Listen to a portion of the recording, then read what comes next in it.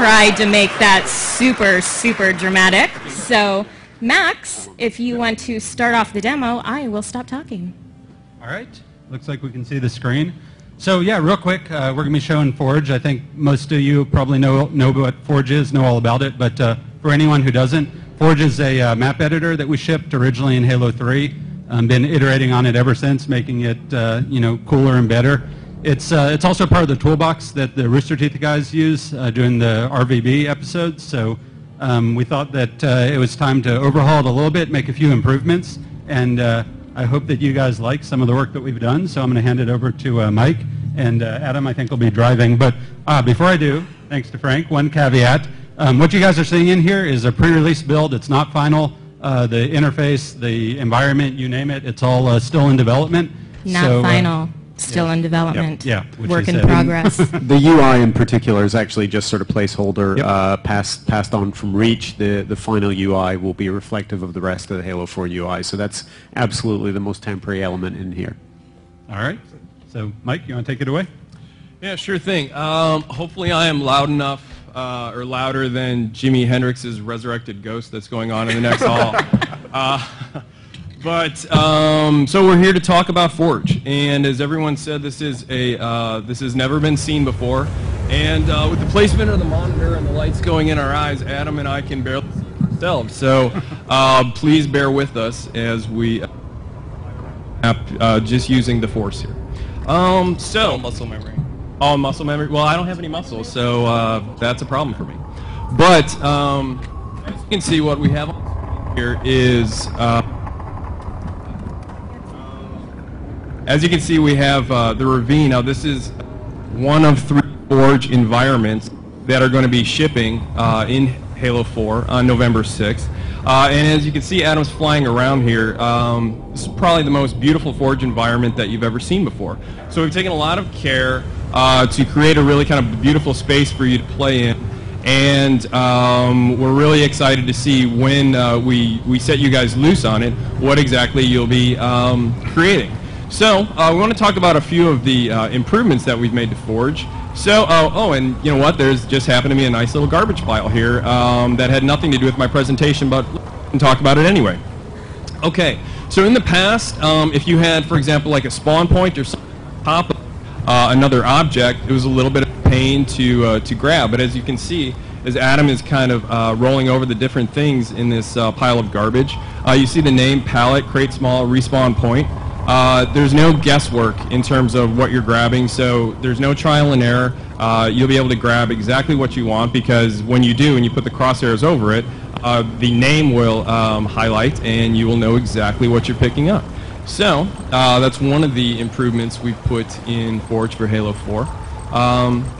So if you have something, so this bunker round, for example, which you see the name down there because we got the nice highlights, and you're placing it, and you're taking a lot of time and loving care to put it exactly where you want it.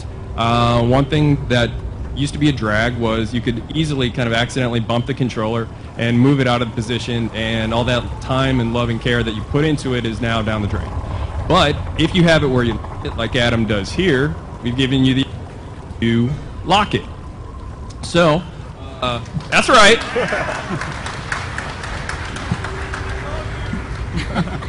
I love you more. So now we have this nice piece exactly where we want it. It's locked. It is going to stay there until the end of time, or when if Adam decides to unlock it and move it wherever he likes. So you see we have this half a bunker. I mean, who out there wants half a bunker? Hey, only that guy. You, out of here, security. Okay, no one wants half a bunker is the correct answer. So, if you have something that repeats, so like a road or racetrack, we've seen a lot of cool racetracks and stuff like that in different course maps. If you have something that you want to repeat, now we've given you the ability to dupe it. So, Adam has, this guy loves duping. Okay, so Adam has duped the base, and he is getting it lined up, and sometimes it used to be a little bit of a pain to get things exactly lined up if you bump the controller and then the axes were kind of screwed up. So you've spoken, we've listened, and we've created a magnet system. How do magnets work?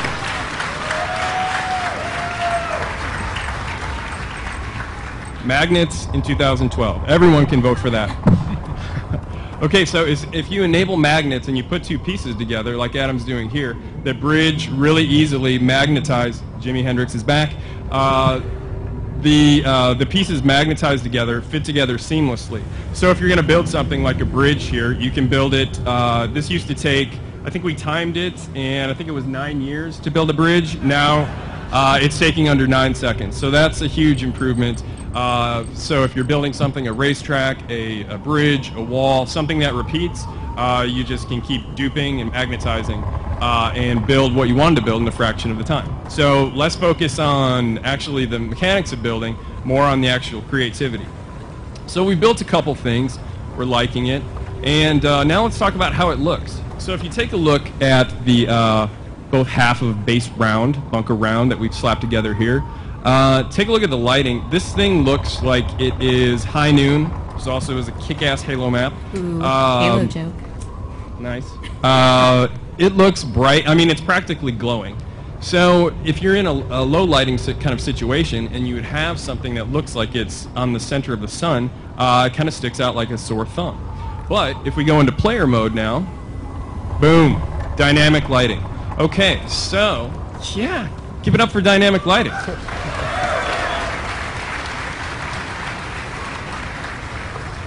All Forge objects now accept shadows from the environment or other Forge objects. And if you see, like down there where Adam just was, Forge objects also cast shadows on the environment. So that means anything you put down in Forge is going to be a lot more integrated with the environment. So we want to give you the ability to create things faster and more efficiently, but we also have taken a lot of time and care to make sure that whatever you create is going to be beautiful. Did you say what the lighting system is called? Because it kind of sort of has the most amazing name ever. It does. The name is so amazing that it's a trade secret, and I cannot talk about it lest I be killed by Max. It is a very long, multi-syllabled lighting system that I personally am not smart enough to talk about. I know what it does, but the... It has the word probe in it. We'll just leave it at that. Yeah, let's just stay away from probe talk here. But it's really cool, and as you can see, it looks great. The one other thing I wanted to talk about before we move off of the beauty of Forge is take a look at this object here. So a lot of very talented artists have spent an awful lot of time to overhaul all the Forge objects. So you, the fan out there, are spending tons of time and effort into making these things with a lot of time and care, and we wanted to make sure that all the Forge objects look just as good or comparable with what are in MP and single player maps. So everything is going to be a lot more beautiful, easy, and efficient to make. So now, let's see, we've got a little bridge going over the ravine. I've got money on saying Adam cannot make the jump, so let's see. You can do it. You can do it. So close. Oh my god. Not even close, as you can see. Okay, so in the past, if we wanted to make a jump like that, we would have to alter gravity, and that would apply to the entire map. So if you wanted to create low gravity, you'd have basically a low gravity map. That's right. Yeah! Yeah! I mean, you guys are so smart, I don't even need to tell you what's going on here. But for that one guy out there, yes, I'm talking about you, sir, who looks confused, let me just describe it. What Adam has done is laid down what's known as a player trait zone. What is a player trait zone? It's a player trait zone. Come on. The name describes it. In that little zone that he's made, which he scaled to just really the size of the bridge, you can affect the Spartan's traits. So let's say speed, jump size, or jump height rather, damage absorption, a lot of other things. And so now with that trait zone laid down, let's see if he can now make the jump. Oh yeah.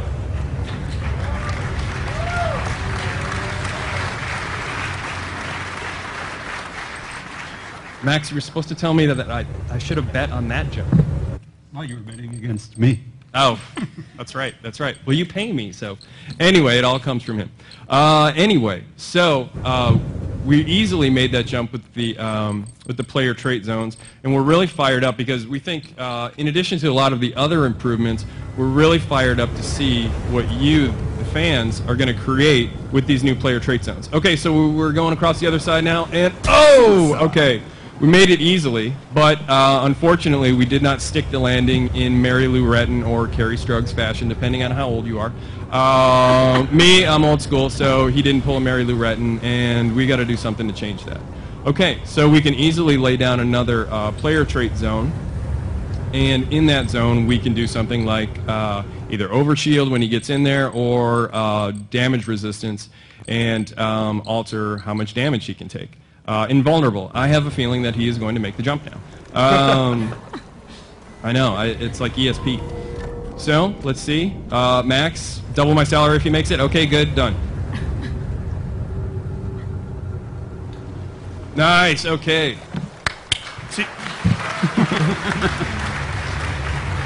Okay, and you heard it, double my salary, so that's going to happen. Now I got to pay you $10 an hour? That's right. Welcome to the big times now.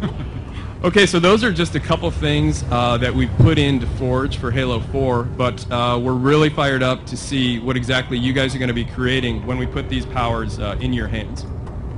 Yeah, thank you, Mike. And we actually have something else related to this that we're going to be showing you all in just a little while after Kynan talks for a bit. So my next sentence may or may not be a hint at what that something later is, but in my opinion, it sure does look like you can make some awesome horse challenges on that map. Ooh, I wonder what's coming next. But Forge is only one of the modes coming in Halo 4, so we're going to talk a little bit about some of the multiplayer experiences that you will be having come November 6th. Oh, magical guys in the back, could you switch from video to whatever the other thing is? Laptop? All right. Thank you. Kynan? Yeah, so the Halo 4 campaign is the triumphant return of the Master Chief, and that's awesome. But I'm pretty partial to multiplayer. Do we have any other multiplayer fans in here? So multiplayer takes place as the Halo Infinity multiplayer experience. It is all in the Infinity, and there's two components to that. First is Spartan Ops, and the other is War Games. Spartan Ops takes place 6 months after the events of the Halo 4 campaign. And it's our ongoing episodic cooperative experience. Everything that you do in Spartan Ops works towards building up your personal character so you can customize your loadouts and use that experience across both modes, Spartan Ops and War Games. Each week you get one episode of an ongoing CG series, and in addition you also have 5 missions that are available, and this continues on. War Games, the second component, is the traditional competitive multiplayer component of Halo 4. It takes place in a Spartan battle simulation where players can pit their skills against one another in order to basically prove themselves, and the other thing is that they can update their character and customize their options in ways that now affect more than just their cosmetic options.